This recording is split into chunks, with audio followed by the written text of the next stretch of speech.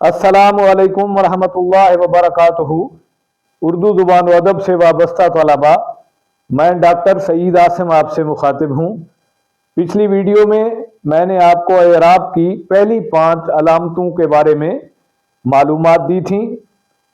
आज की वीडियो में अगली 5 अलामात के बारे में आपको बताता हूँ। सकून, सकून की अलामत की ये शक्ल है।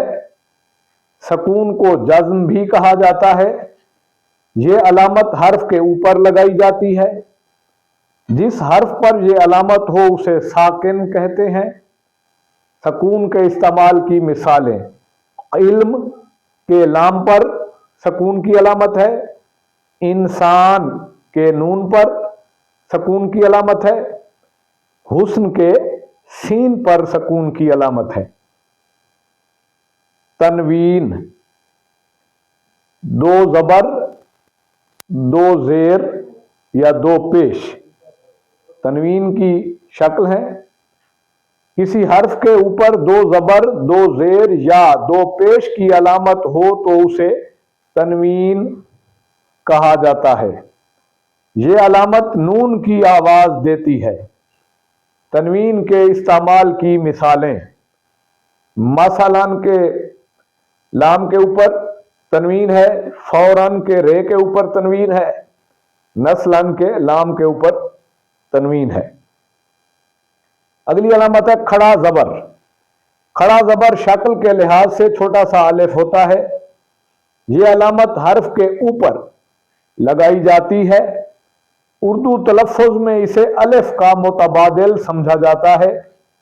इस्तेमाल की मिसालें, इलाही के लाम पर खड़ा ज़बर है, लिहाजा के लाम पर खड़ा ज़बर है, मूसा के सीन पर खड़ा ज़बर है। खड़ा ज़ेर, ये खड़ा ज़ेर की शक्ल है। खड़ा ज़ेर भी छोटा सा अलिफ ही होता है। ये अलामत हर्फ के नीचे लगाई जाती है। इसे अरबी अल्फाज में इस्तेमाल किया जाता है। इस्तेमाल की मिसालें, आले ही के हे के नीचे खड़ा ज़ेर है, बाइने ही के हे के नीचे खड़ा ज़ेर है, बजाते ही के भी हे के नीचे खड़ा ज़ेर है। आखिरी अलामत है उल्टा पेश। ये उल्टा पेश की शक्ल है। ये छोटी सी उल्टी वाव है। ये अलामत पेश और वाव की कायम मकाम समझी जाती है। इसे वाव मारूफ और हाय हव्वज पर लगाया जाता है।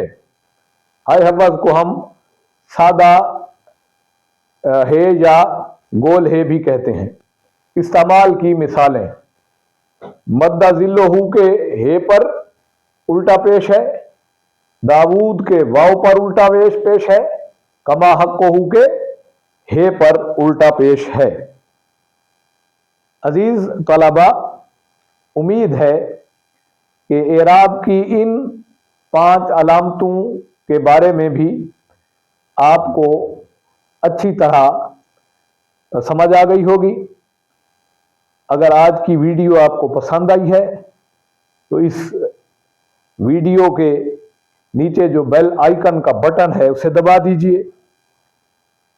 इस चैनल को सब्सक्राइब कर दीजिए और वीडियो को अपने क्लास फेलोज या दोस्तों की तरफ शेयर भी कर दीजिए।